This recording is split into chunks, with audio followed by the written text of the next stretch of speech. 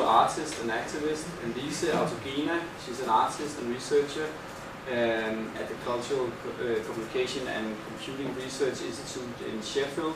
But she used to live in Christiania, so she's also a Christianite, and she's the other co-founder of the program. Then we have Nis, who's an artist here on the homepage, and Stine, who is a student at Copenhagen University with relations to Christiania, and Tanya, who's living in Christiania, and Osa, who's an artist also with relations to Christiania. This is where the house is located, and this is where we had the meeting here when we went to Christiania. The house is over here, and I think you were sitting here by the lake when you went there. And this is where we have this conflict that I described in the chapter, the cigar box thing.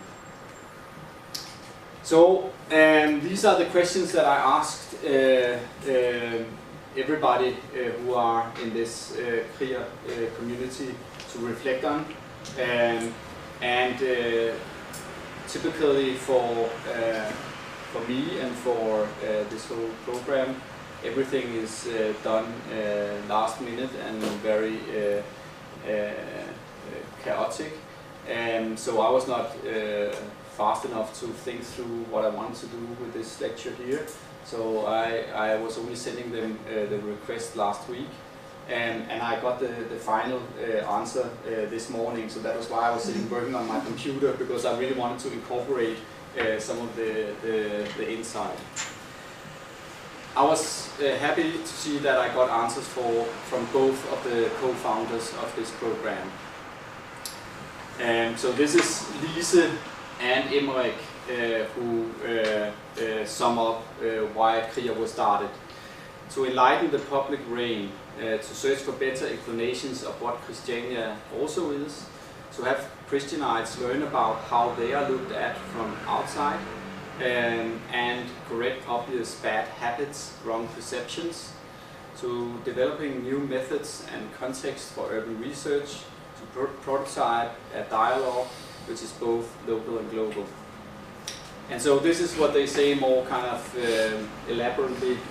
Kriya was started in 2004 at a time when Christiania was attacked by the Danish right-wing government. Christiania had to defend itself. Lisa and I were curious and disappointed that the University of Copenhagen hadn't focused on Christiania. We came to the conclusion that basic research is hard to start from scratch. Most researchers start by reading other researchers' work or go to some other written database or archive. Christiania hadn't any of that.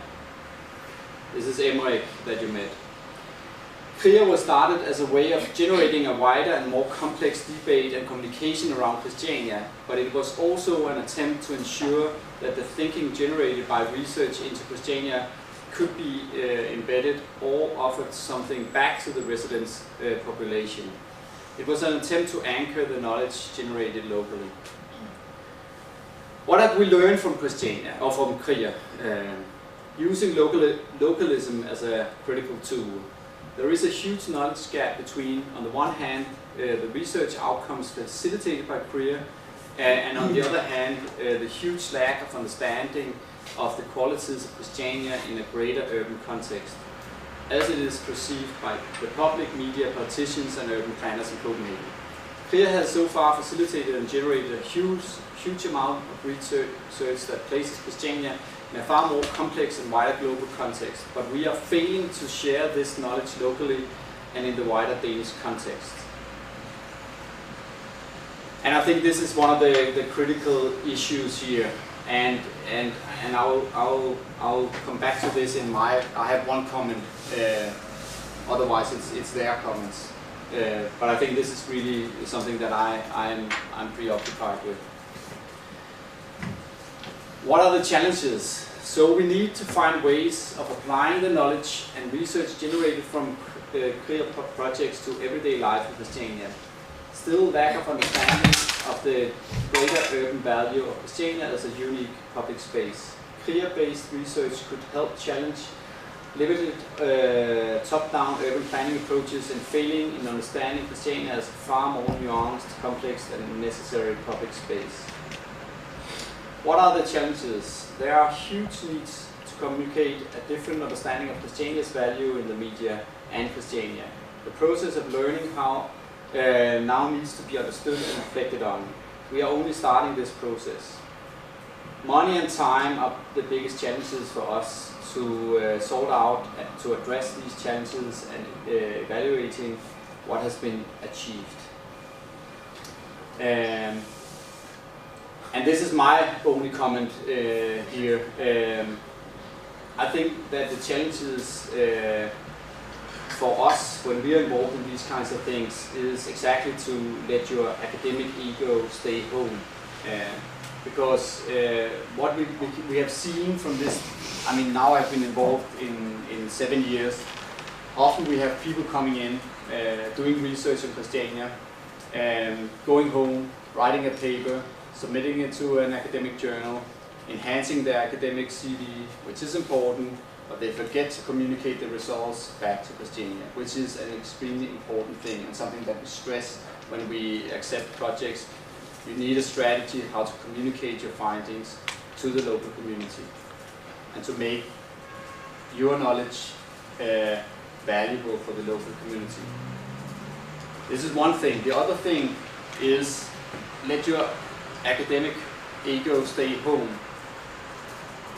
And this is also a note to myself. Don't think that this is your research, that this is your context. You are a fly on the wall coming in. You should participate, you should engage, and of course this is something that we can talk more about. I mean, what is the role and all the rest of it. But if other people are also interested in this, don't shut doors for others. This is something that should benefit everybody, the wider research community, but also the local community, and this is what should be the focus. And this is not easy. I mean, I can feel it daily. This thing about, I mean, it's mine, my precious. Fuck you. I mean, no, it's not. And I think we had a little incident when we had the last course in Malmö, and I don't know if you remember that, but where we went and talked to some activists, and there was somebody facilitating that. And I think, I mean, that was one of my, I had a talk with her. I don't know if you remember this or if you recognize this. Yeah. But I had a talk with her because she was acting as a gatekeeper. She also said to me, and then people came and they wanted to have contact with my contacts. What? So I had a serious talk with her.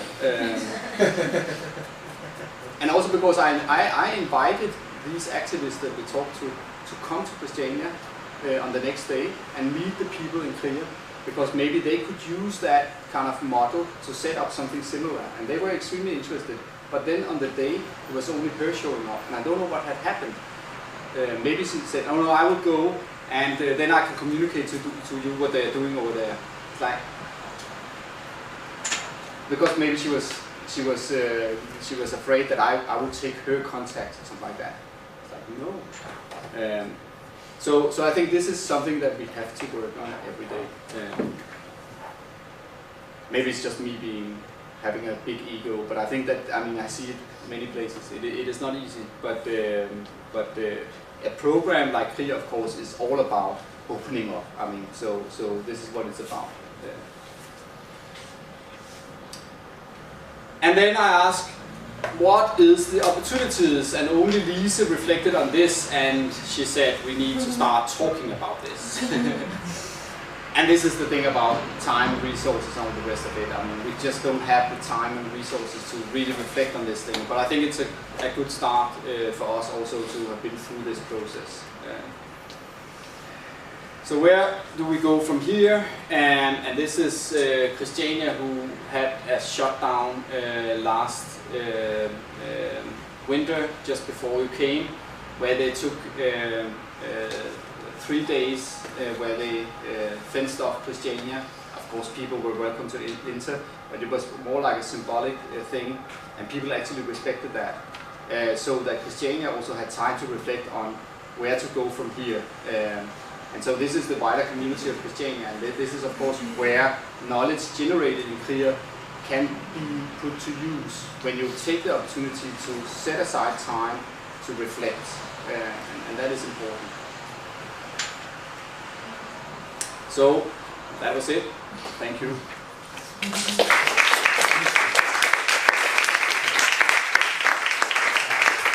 Lise Autogena, she's an artist and researcher at the Cultural Communication and Computing Research Institute in Sheffield. But she used to live in Christiania, so she's also a Christianite, and she is the other co-founder of the program. Then we have Lund to Christiania. This is where the house is located, and this is where we had the meeting here when we went to Christania. The house is over here, and I think you were sitting here by the lake when you went there.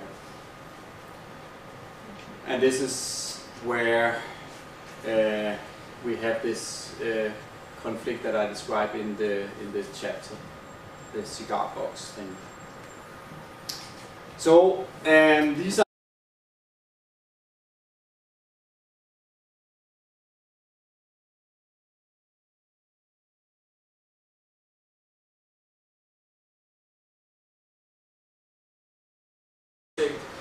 Jon, a visual artist and activist, and Nis, who's an artist, he done the homepage, and Stine, who is a student at Copenhagen University with relations to Christiana, and Tanya, who's living in Christiania, and Åsa, who's an artist, also with relations.